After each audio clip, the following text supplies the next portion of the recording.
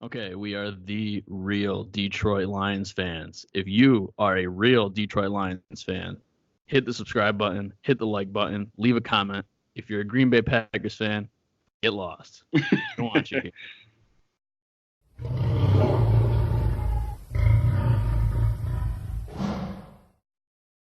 All right, so big victory Monday.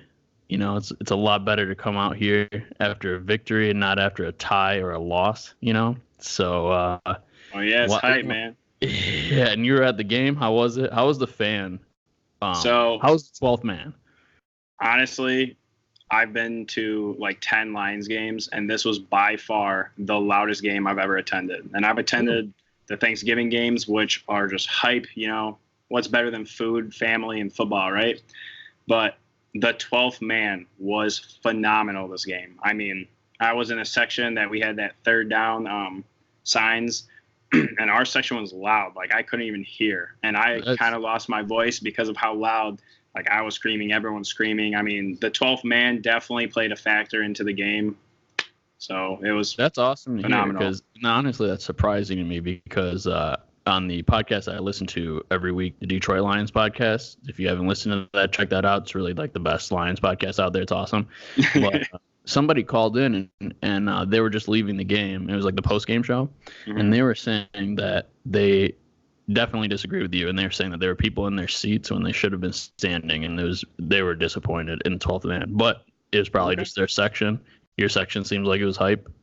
I mean, honestly, like every single person in my section was standing, all the people around me, like it was loud. And that sound meter they have got to like 116 at one point, which is the loudest I've ever seen it.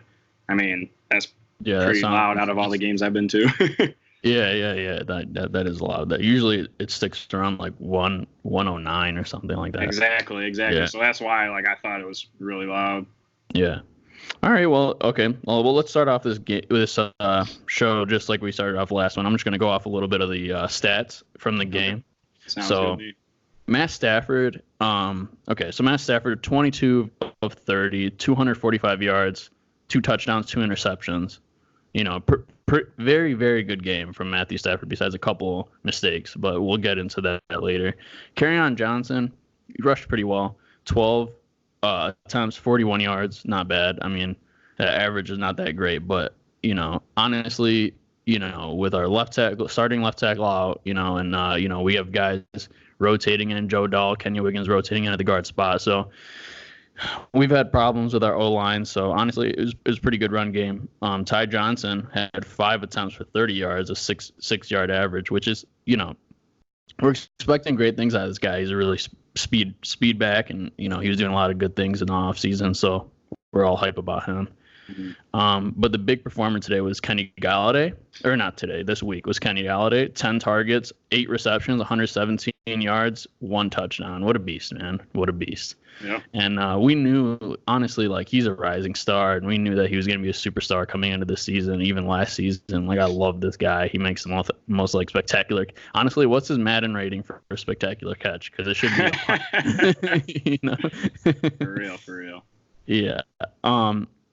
Okay, and then some other big statistics was Matt Prater missing a 40-something yard field goal and then missing a point after, which was kind of brushed off because their kicker was hurt, so it was their punter kicking for them, and they missed 2 field goals. So honestly, like it's easily looked past that Prater missed that stuff because their kicking situation wasn't any better. So yeah, but on defense, man, these guys on defense, look, last year, okay, it's really this trust in Bob Quinn, and I think that's what I want to like name this video once I post it, is that this is not the same old line. Trust me.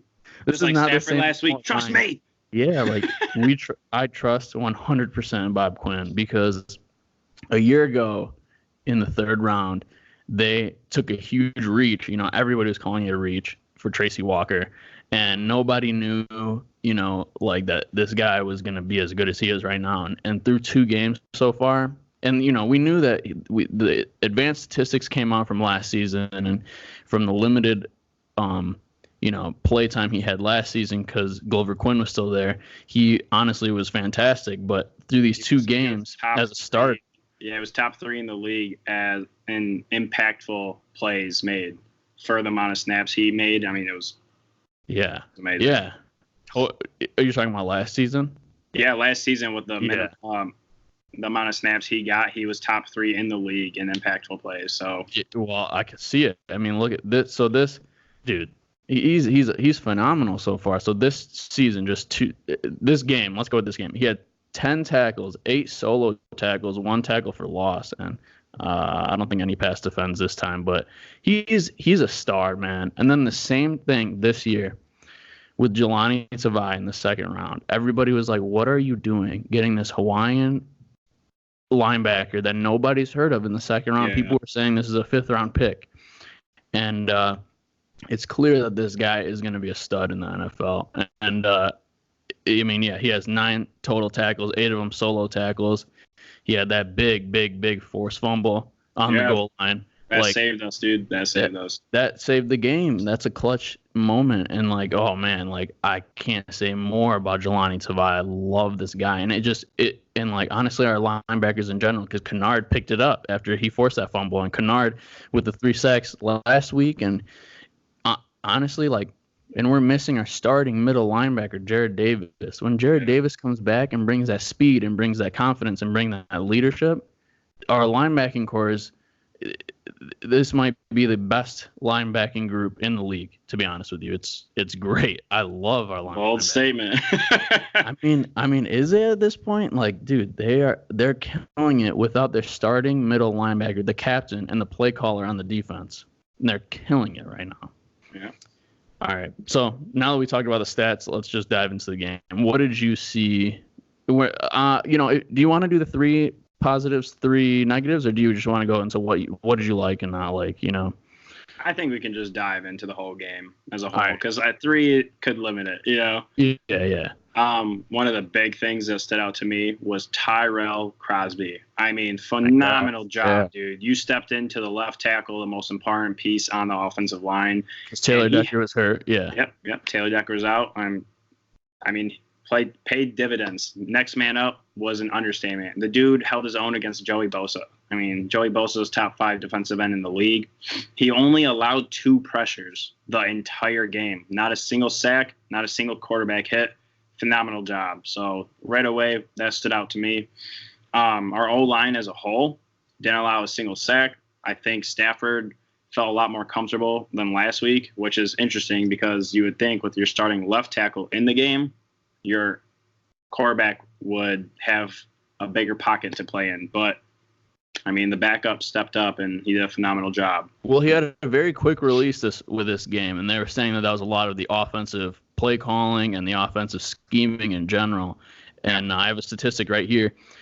Stafford let go of the ball within 2.5 seconds or less on 62.5% of his dropbacks, which is crazy. And that's an improvement compared to 46% against Arizona. So Bevel clearly wanted Stafford to release the ball very fast. He knew that, our left side is going to be a liability against Joey Bosa and Melvin Ingram. And, Stafford did it. And honestly, it was great. It was phenomenal to see no sacks with how poorly our O-line's been doing and then Taylor Decker being out. Yeah. The O-line did a phenomenal job of allowing him to have time to get the deep ball going. I mean, that saved us. That Kenny Golladay, what was it, like a 40-yard touchdown? He had the time to release, get a good throw off. It was really good. Oh yeah. All right. Well, honestly, that kind of pushes us into one of the negatives of the game, which is the 2 interceptions. Yep. So, because you brought up the deep ball, and I don't know if you listened to Stafford's post game. You listen a little bit of it. Yeah. So he brought up the 2 interceptions, and he was saying that one of them was just a really bad error on his part, and he shouldn't have made that decision. And that double coverage one, that was really bad. It clearly was. And he overthrew it into the safety, and Marvin Jones had no chance to do anything. Marvin Jones hasn't been a huge factor, so I know you trust your guys, but let him get into a rhythm before you trust, Marvin Jones. Kenny Golladay was having a big game. I understand that the next one, when it was 1-on-1 for Kenny Golladay, I understand that one, and Stafford even said like, "Yeah, I wish I delivered the ball better, but I'm gonna shoot that shot, 10 times out of 10." So I Yeah. love that he says that, and it just seems like this is not the same old Lions, and this is not the Jim Bob Cooter offense, because that wouldn't have happened after 2 interceptions. He would have been dinking and dunking it the rest of Yeah. the game. It would Well, have been not only all that, screen passes. yeah, they didn't get all, worried and flustered. He just came right back at it. And honestly, I watched the replay of the Kenny Golladay interception, and Golladay hit the ball extremely hard, but it just happened to land back in the defender's hands. So, I mean, he would have, you replay that play 1,000 times, 999 of them, he would have gotten incompletion. So it was just that one. And I mean, Stafford, like, double coverage one was a really bad interception, but he made smart choices throughout the rest of the game. I think those were the only 2 faults he had the entire game, honestly. Yeah, but and then there was one though. I'm sorry. No, go ahead. On a 3rd down, when Stafford ran out of the pocket, he had Hawkinson open for the 1st down, and he didn't throw the ball, and he hesitated, and then he just ran, and it ended up being 4th down. But I mean, minimal errors the entire game by Stafford. Yeah. And, I honestly take it more as a positive for coaching because, that was a big thing last week. It was like, oh, do they trust Stafford? Do they trust him? Okay, they clearly trust him. They're going to let him take those shots downfield. And like, that's what we wanted to see as Lions fans. And, that's we've been dying for it. Like, unleash the beast. We've all been saying it. Like, unleash Stafford when he's free to do what he wants. He gets the win. He gets it. He comes back from behind. He has the most comeback from behind victories he's right now of all time, and he's just getting started. It's weird to say like he's 31 and he's just getting started, but it is. It feels like he's just getting started, and like I have so much respect for Stafford. Oh, yeah. But okay, we brought up screen passes. Did you notice that this screen pass ended up being a touchdown to Kerryon Johnson? well, not just that. Did you notice that all of our O linemen did not see that one time under Jim Bob Cooter? The only screen passes we saw were throwing to Golden Tate behind the line of scrimmage, and then our wide receivers blocking. And dude, that's not going to work. You need our big blockers out there. Let the rushers come to Stafford and he'll dump it off, before they get there. So honestly, that play wasn't just a standard screen pass. They faked it to the left as a screen and then went right. So I mean, it just opened up. He didn't have many blockers. He had Ragnow, who just completely laid out the defender, and then he had one other lineman, but it wasn't like 2 guys out front. But I mean, it was a phenomenal setup. He had open space. You let Kerryon do his thing, which all game, I mean, he didn't average many yards per carry, but dude was juking everyone out. He was spinning out of tackles, like phenomenal job creating extra yards out of nothing. Yeah, absolutely. For sure. Okay, so let's talk about some of the negatives of the game. Yeah, we brought up the interceptions and stuff, but all in all, this was a very, very, very sloppy game, and it's honestly a complete difference from the Arizona game, where the Arizona game we dominated them for 3 quarters, and then in the 4th quarter we absolutely blew it. And this game we were just shooting ourselves in the foot every single opportunity we got for the first 3 quarters, and then we lit it up in the 4th quarter and really got whatever we wanted. So I guess how do you think going forward, how do you think we are going to adjust, and what are we going to do on the special teams? Like Prater, I trust in Prater. I think that was a mental thing on the field goal because he already missed the point after, and then Agnew, I mean, that's got to be a mental thing too, right? You can't fumble again, if there wasn't a penalty, that's a second fumble. Like, you're just going to lose the game for us. Like, what? I don't know. And then in Patricia's post-game interview, he was saying that he was pretty much inferring that they're going to keep Agnew in that spot. So what do you think we should do to adjust on special teams? And then also, just in general, all those penalties. How many penalties did we have? It was sickening. How many Both penalties. teams combined for 17 penalties. It was a slow game, that's for sure. Yeah. So. All right, so let's see. First off, I'll address the penalties. I mean, our guys got to get more discipline. It was weird, though. They weren't replaying the penalty, and they didn't show what it was. I which know. I On any of personally the think holding it's calls. yeah, which I personally think was sketchy. And one of the penalties, where we got roughing the passer, we barely touched Rivers, and it was like simultaneously we hit him as he threw the ball, and they threw roughing the passer for a first down. I mean, the penalties killed us, dude. Discipline is huge, but I also think these refs were a lot more flag happy. I mean, Oh my 17 gosh, freaking yeah. penalties within like 3 quarters. The fourth quarter, I feel like they finally were like, we're going to let these guys play, do whatever the heck they want, because neither team was getting flagged in the fourth. But the first 3 quarters, it was like every other play. We get a first down, flag. They get a touchdown, flag. They got 2 touchdowns that got called back because of flags. And like, let me stop you right there. Because that's come up as a big like controversy topic. As like, okay, did we get lucky this game? Did the refs on our side this game? Taking away 2 touchdowns, and then that ended up with that goal line fumble. Mm-hmm. And to me, I mean, like they had every opportunity after those 2 touchdowns were taken back to get a touchdown. Like they were on the goal line. So like and we made a big play. Jelani Tavai made a big, huge game-changing play. So, like, I don't see it as lucky, But well, the whole thing is they couldn't score all game. So that one drive, I mean, it's big when it's a touchdown. But if you think about it, the refs took all of our momentum from us on multiple drives. I mean, Amendola got a punt to the 40-yard line, and we ended up having to start it on the 15. Because of a flag. Yeah. So, like, I mean, don't get me wrong. Anytime a ref calls back a touchdown, that's huge. That is game-changing.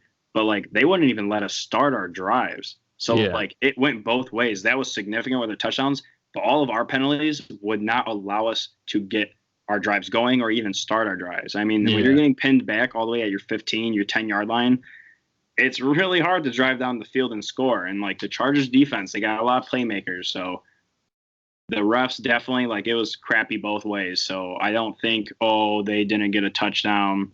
The Lions should have lost. They got lucky. Like, I think the controversy is more that those penalties in particular were like not really there. You know what I'm saying? Like those, like I look back at the holding, and somebody posted an image. They're like, no, those were definitely penalties. And I saw them grab the jersey and whatever. But when you're watching the replay, a grab and release of a jersey is not messing with their momentum or like anything like that, like or the way they're running their route. So like honestly, those weren't, in my opinion, those 2 flags that took back those 2 touchdowns were not flags.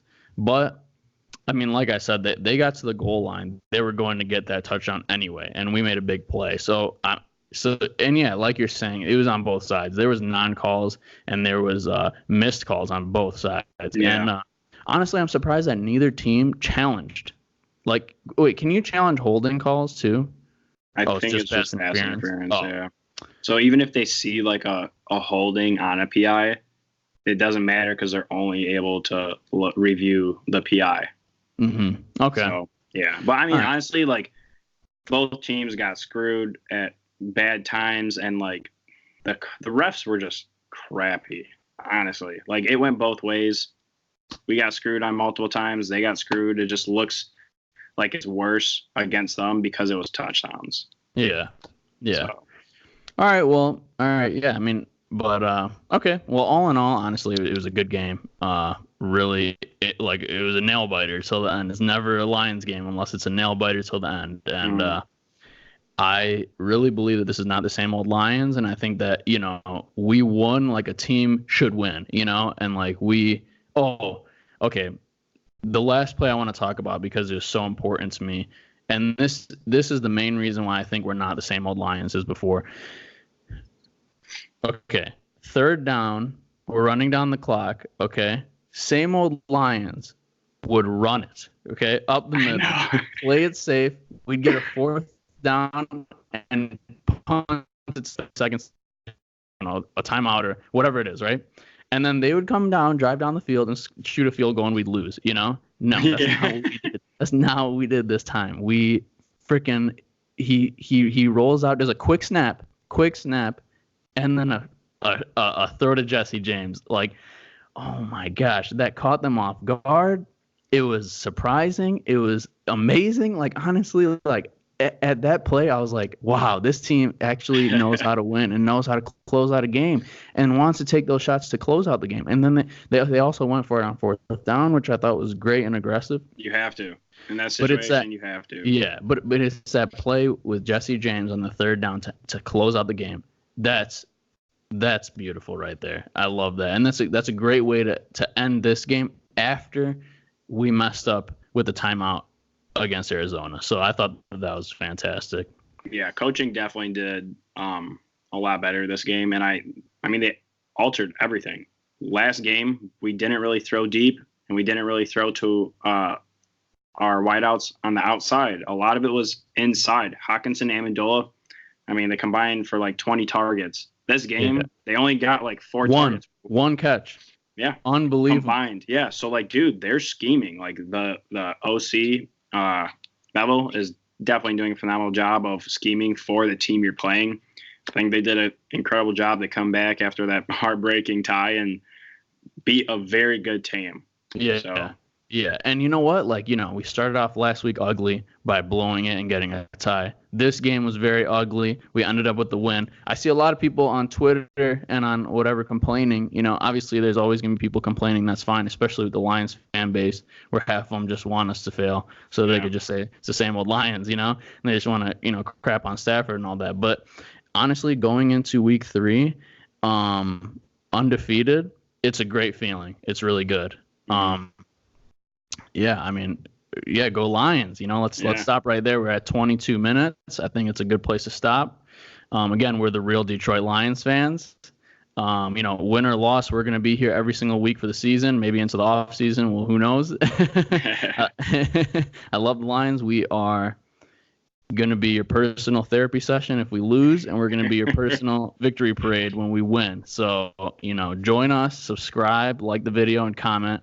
If you're a Lions fan, again, if you're a Packers fan, get lost. We don't give a F about you. Oh, yeah. All right. All right.